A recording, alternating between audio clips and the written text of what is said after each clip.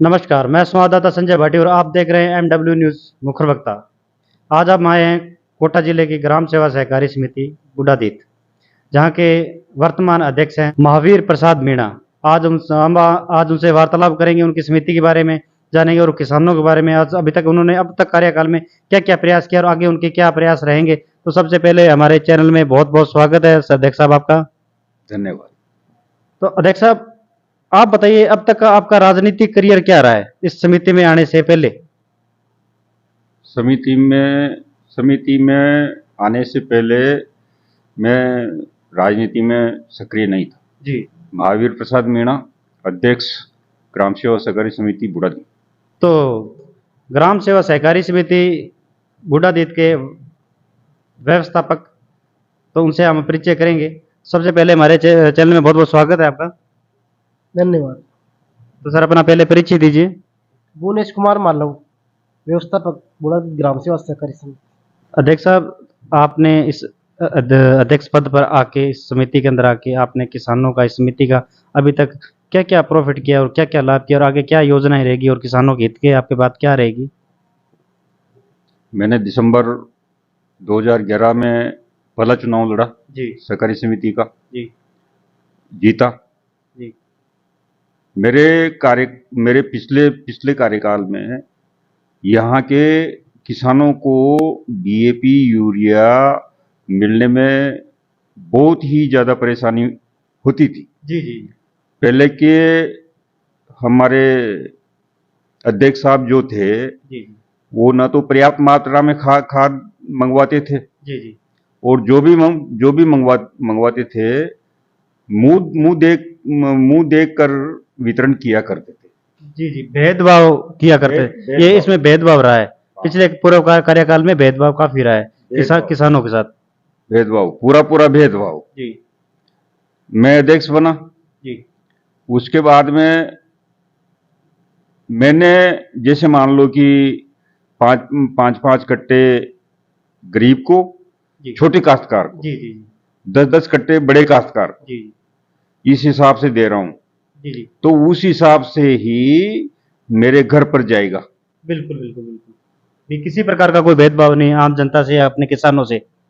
कोई मिलने वाला है जी तब भी उतना ही उसको देंगे, जी जी जितना कि जो मिलने वाला नहीं है जी उसको भी उतना ही देंगे। जी जी ये भेदभाव, ये 2011 दिसंबर 2024 आएगा तो 13 साल हो जाएंगे। बिल्कुल बिल्कुल बिल्कुल तो 13 साल में कभी 12.5 साल मान लो, जी जी 12.5 साल में मैंने बिल्कुल भी भेदभाव नहीं किया।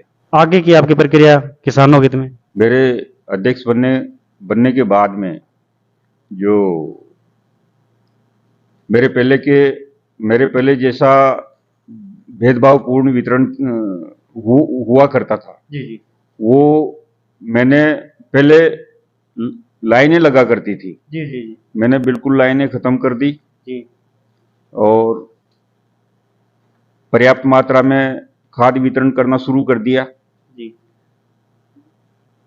आज कोई भी गरीब किसान, जी जो संपन्न किसान है, जी जी वो तो कहीं भी जाएगा ना, बिल्कुल बिल्कुल प्राइवेट डीलर के पास भी जाएगा, बिल्कुल बिल्कुल तो उसको पर्याप्त मात्रा में डीलर भी दे देगा बिल्कुल बिल्कुल प्रभाव में आके। जी जी लेकिन गरीब अगर डीलर के पास जाता है जी जी तो उसको दुत्कार दिया जाता है, या दुत्कार ना मत मानो, जी तो मना तो कर ही दिया जाता है मना तो उसको। कर ही दिया। अगर दुत्कारेगा नहीं डीलर तो मना तो करेगा। बिल्कुल तो गरीब किसान, मेरा ध्यान पूरा गरीब किसान के ऊपर है। बिल्कुल बिल्कुल जो और मैं तो बड़े किसान को भी उस हिसाब से वितरण करता हूं।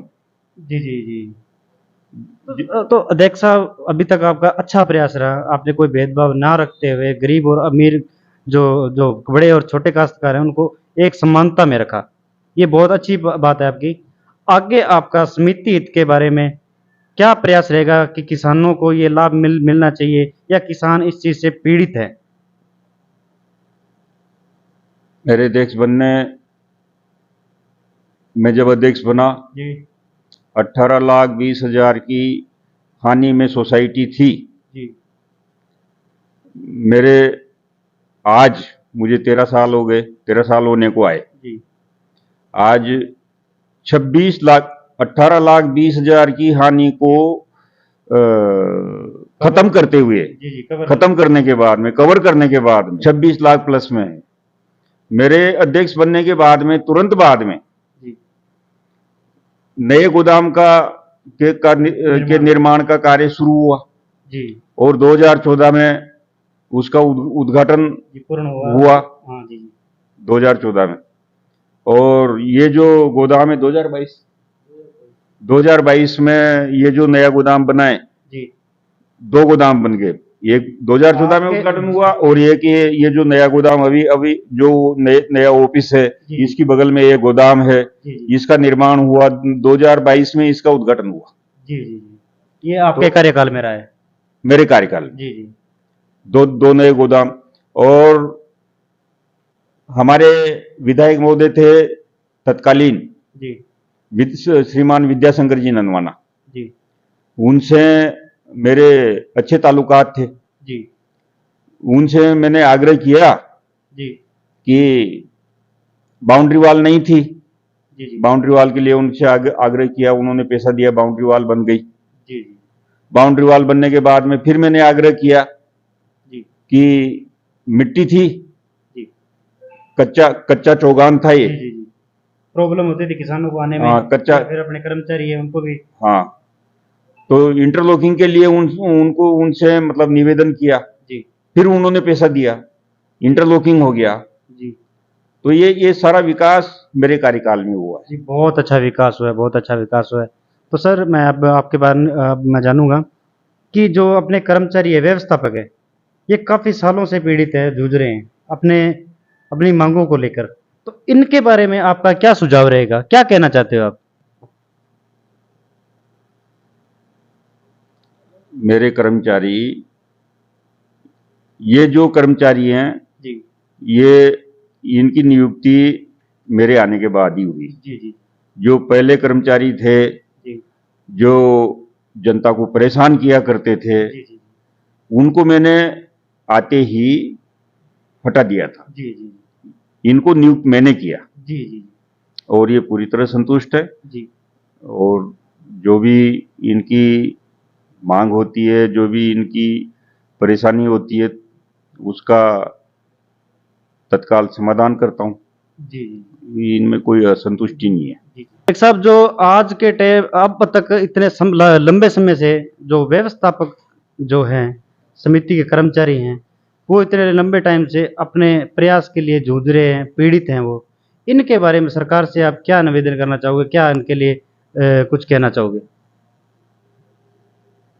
2018 में भुवनेश मालव की स्क्रीनिंग हुई थी जी और ये अभी बैंक से कर्मचारी है। जी और जो ये गोविंद वशिष्ठ है, जी इसका भी प्रयास है, लेकिन उसके बाद में स्क्रीनिंग हुई नहीं है। हुई नहीं, एक्सरेंज हो गई। हमारी तो इच्छा है कि ये भी मतलब अपने बच्चे आगे बढ़ेंगे। तो हम भी, ऐसा नहीं है कि इनको कम तनख्वाह दे रहे हैं, जी जी इनको भी ये अच्छा ऐसी तनख्वाह दे रहे हैं कि ताकि इनका कर्मचारियों को अच्छा वेतन मिल रहा है, तो आज समिति प्रॉफिट में भी है और अच्छे मन लगा के कर्मचारी काम भी करते हैं। काम भी कर रहे हैं, मन लगाकर काम कर रहे हैं तीनों कर्मचारी। एक कर्मचारी और है जो यहाँ नहीं है अभी। जी फोर्थ क्लास। हाँ, वो भी सेल्समैन और साफ सफाई भी कर देता है। सर आपकी क्या अपील रहेगी, जो पावन पर्व आ रहा है रक्षाबंधन का, उस पे और सरकार से क्या मांग रहेगी आपकी? मेरी सरकार से यही मांग है कि जो राजस्थान प्रदेश की सहकारी समितियों में जो कर्मचारी काम कर रहे हैं जी और किसानों की सेवा कर रहे हैं जी और समिति को सशक्त बनाने के लिए जो ये अपना तन मन से काम कर रहे हैं, तो मेरी सरकार से मेरा यही निवेदन है कि और देखो, ये सरकार सरकार स्क्रीनिंग हो भी जाए जी तब भी पेमेंट तो सोसाइटी देती है। जी सुनताई देती है। बैंक बैंक सोसाइटियों का, सहकारी समितियों का बैंक शोषण करते हैं जी जी बिल्कुल बिल्कुल। और सहकारी समितियों को ही सारे खर्चे वहन करने पड़ते हैं। जी जी जी बिल्कुल सही है। मेरा प्रयास रहता है कि मेरे कर्मचारी खुश रहें, सरकार इनकी मांग पूरी करे और जो रक्षाबंधन त्योहार आ रहा है, मेरे ग्राम पंचायत के निवासियों और प्रदेशवासियों और पूरे देशवासियों को मैं शुभकामनाएं देता हूं। सभी ग्रामवासी, जी अभी बारिश का मौसम चल रहा है तो सभी अधिक से अधिक पेड़ लगाएं जी जी और वृक्ष लगाएं, जिससे वातावरण भी अच्छा हो जी जी और ऑक्सीजन जो अपने पर्यावरण चेंज आ रहा है तो उसमें पर्यावरण में ऑक्सीजन में उसमें हमारे को लाभ मिले। फायदा मिले। जी जी रक्षाबंधन पे सभी ग्रामवासियों को हार्दिक शुभकामनाएं, देशवासियों को हार्दिक शुभकामनाएं।